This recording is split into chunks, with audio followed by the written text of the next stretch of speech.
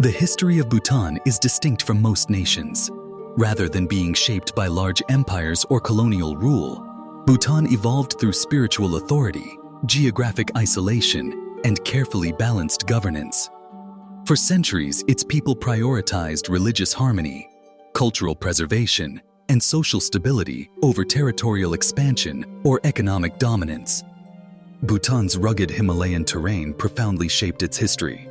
Steep mountains, deep valleys, and dense forests isolated communities from one another and from external powers. This isolation limited foreign invasion while encouraging strong local identities and self-sufficient agrarian societies. Trade routes existed, especially between Tibet and India, but were difficult and seasonal. As a result, Bhutan developed slowly and internally, with minimal outside interference. Before Buddhism, Bhutanese society practiced indigenous animistic traditions closely related to the Bon religion. These beliefs centered on nature spirits, ancestral worship, and ritual practices connected to mountains, rivers, and forests. These early traditions never fully disappeared. Instead, they were gradually absorbed into Buddhist practice, creating a uniquely Bhutanese spiritual culture that blends ritual, mysticism, and meditation. Buddhism entered Bhutan around the 7th century during the expansion of Tibetan influence under King Songtsen Gampo. Early temples were built, and Buddhist teachings began spreading among local communities. The most decisive moment came in the 8th century with the arrival of Guru Padmasambhava, also known as Guru Rinpoche. According to tradition, he subdued hostile spirits and firmly established Vajrayana Buddhism across Bhutan. Buddhism reshaped Bhutanese society completely, governing ethics, education, law, art, and architecture. Monasteries became centers of authority, learning, and community life. For centuries, Bhutan lacked centralized political authority. Power was divided among regional lords, monasteries, and religious schools. Rival Buddhist sects competed for influence, and alliances shifted frequently. Despite internal rivalries, Bhutan avoided large-scale destruction. Its isolation and lack of strategic resources made it less attractive to invading empires. Cultural continuity remained strong even without a unified state. In the early 17th century, Bhutan's political identity was forged by Zhabdrung Ngawang Namgyal. Fleeing conflict in Tibet, he unified Bhutan through diplomacy, religious authority, and military strength.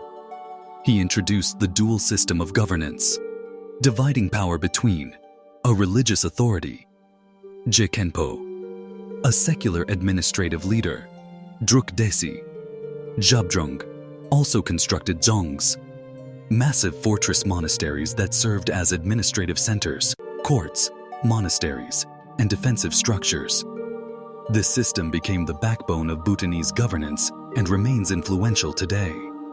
Under Zhabdrung's system, Bhutan developed a cohesive identity based on Buddhist ethics, communal responsibility, respect for hierarchy and harmony.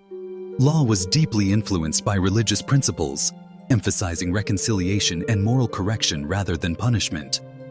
Cultural traditions, dress, festivals, and architecture were standardized, strengthening national unity. From the 18th century onward, Bhutan navigated pressures from neighboring Tibet and British India. Occasional conflicts occurred, particularly along the southern borders. Bhutan signed treaties with Britain that defined borders and foreign relations. While Bhutan lost some territory, it preserved sovereignty and internal autonomy, avoiding direct colonization unlike most of South Asia.